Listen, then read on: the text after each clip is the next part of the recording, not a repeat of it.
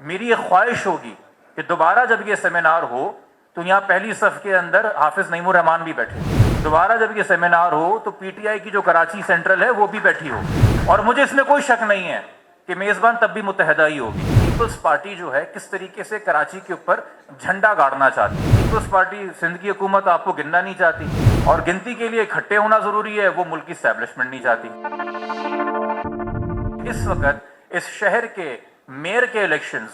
اور بلدیاتی حکومت کے اندر جو الیکشنز ہو رہے ہیں، اور جس طرح سے ریزرو پولنگ کے لیے تیاری کی جا رہی ہے اور میئر کے الیکشن کے لیے تیاری کی جا رہی ہے، اور جن لوگوں نے الیکشن میں حصہ لیا تھا، متحدہ نے تو بائیکاٹ کیا تھا، مگر جنہوں نے حصہ لیا تھا ان کے خاص طور پہ پی ٹی آئی کے کارکنان کے ساتھ کیا رویہ اختیار کیا جا رہا ہے، تو یہ آپ کو بتاتا ہے کہ پیپلز پارٹی جو ہے کس طریقے سے کراچی کے اوپر جھنڈا گاڑنا چاہتی ہے۔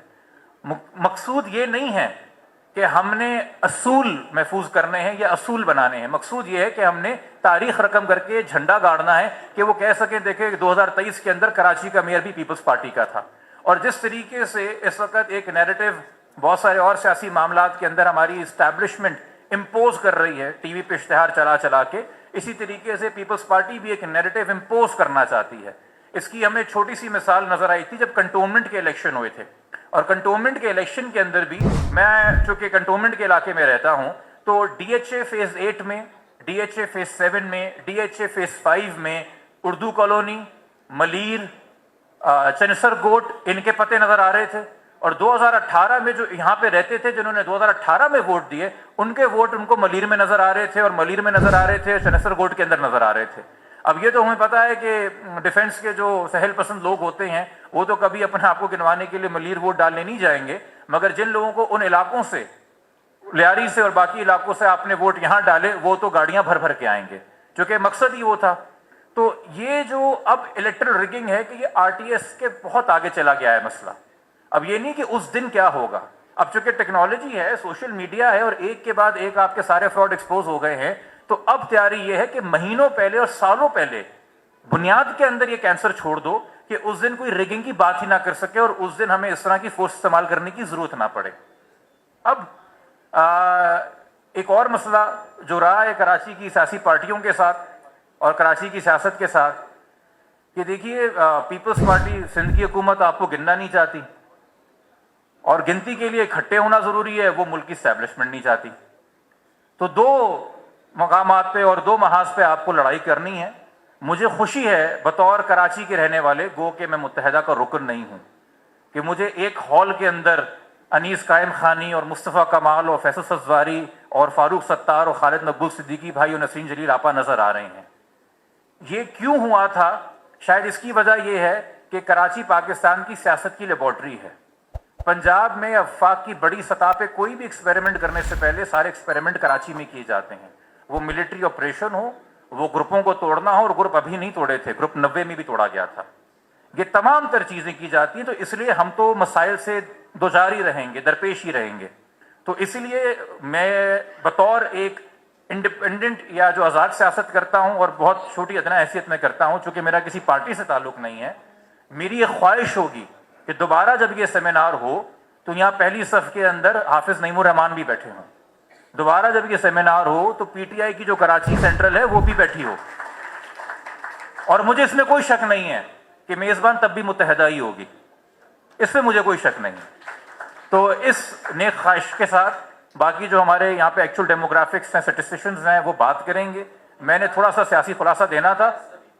ٹائمز آف کراچی سے جڑے رہنے کے لیے ہمارا چینل سبسکرائب کریں، ہماری ویڈیوز کو سب سے پہلے دیکھنے اور باخبر رہنے کے لیے بیل آئیکن پر کلک کرنا نہ بھولیں۔ آپ اگر مجھے 2 منٹ کی اجازت دیں تو زیادہ چیزوں کو کنٹروورشل کیے بغیر میں ملک پہ جو افقت ہو رہا ہے خلاصہ دے سکتا ہوں، چونکہ نیتوں کے فقدان کی بات ہو رہی ہے۔ ہاں جلدی کر رہا ہوں میں۔ دیکھیے 2018 کے اندر ہمیں بتایا گیا کہ ایک چیز ہے، ایک جنگ لڑی جا رہی ہے جس کا نام ہے 5th جنریشن وارفیئر، مگر میرے نزدیک یہ جنگ شروع ہوئی تھی 2010 کے اندر، اس کو نام سے 2018 میں دیا گیا۔ ہمیں بتایا یہ تھا کہ جنگ یہ لڑی جا رہی ہے بیرونی طاقتوں کے خلاف، مگر وہ مقصود نہیں تھا۔ آپ ذرا دیکھیے کہ ہم 2010 میں پہنچے کہاں تھے اور اب 2023 میں کھڑے کہاں ہیں۔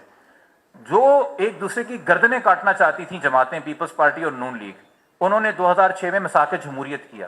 اور 2008 کے اندر ایک ہی وفاقی کابینہ میں بیٹھ گئے تھے. بے شک ان کے بعد میں تھوڑے مسئلے مسائل ہوئے.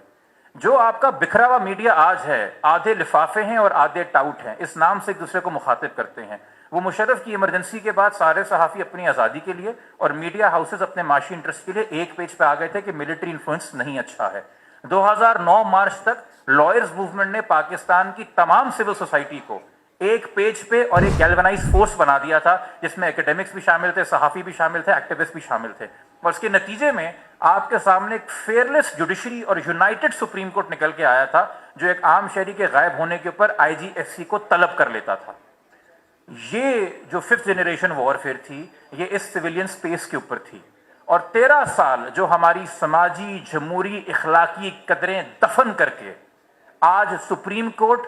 ایک دوسرے کے گلے کاٹ رہے ہیں، ججز بٹی ہوئی ہے. آج پارلیمنٹ کو اس قابل ہی سمجھا جاتا کہ وہاں بیٹھ کے سیاست کی جائے. آج میڈیا آپ کا پورا ڈیوائیڈڈ ہے اور سول سوسائٹی نے ایک دوسرے کے اوپر غداری اور غستاخی کے الزام لگا کے کام پورا کر دیا. اور اس وار کو جیت چکی ہے ہماری ملک کی اسٹیبلشمنٹ. فتح انہوں نے کر لیا سویلین سپیس کو. اور اس وار کی کیجولٹی جو کہ جنرلز کو ہمیشہ ہراول دستے کی قربانی دینی ہوتی ہے جنگ جیتنے کے لیے، اس کیجولٹی کا نام ہے PTI. اور ان کو آج تک یہ سمجھ نہیں آ رہا کہ ان کے ساتھ ہوا کیا ہے. یہ سبق ماضی کے اندر کراچی کی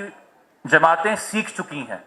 تو شاید اس لیے اب قدم پھونک پھونک کے رکھتی ہیں، اور اس لیے انہوں نے جانا ہے کہ اسی بات میں دانش مندی ہے کہ اپنے اختلافات مٹا کے ایک پیج پہ آ جائیں. اور آپ سے وقت لوں گا، جو آپ نے عزت بخشی، جو مدعو کیا اور جو اسٹیج پہ بلایا، اس کے لیے بہت شکریہ.